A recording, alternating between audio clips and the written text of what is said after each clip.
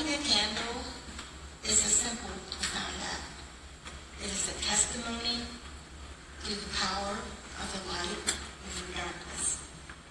As we light this second candle of Advent, we continue our journey to Christmas.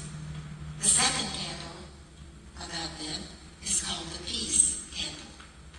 As we anticipate Christmas, let us remember the birth of the Prince of Peace. Let us remember our need for our Savior to save us from our sins and give us peace with God. People waited a long time to see prophecies about the coming Messiah fulfilled, such as the one from Isaiah.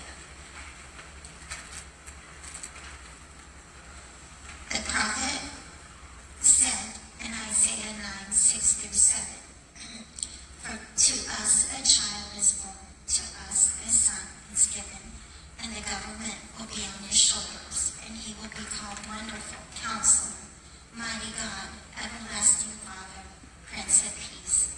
Of the greatness of his government and peace there will be no end. He will reign on David's throne and over his kingdom, establishing and upholding it with justice and righteousness from that time on and forever. The zeal of the Lord Almighty will accomplish this."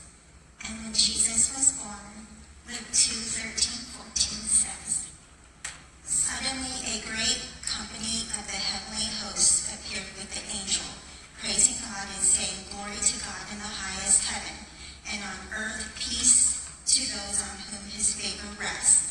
Scripture reminds us that true peace comes from the Spirit of God dwelling within us. Colossians 3:15 says, "Let the peace of Christ rule in your hearts, since as members of one body you were called to peace, and be thankful.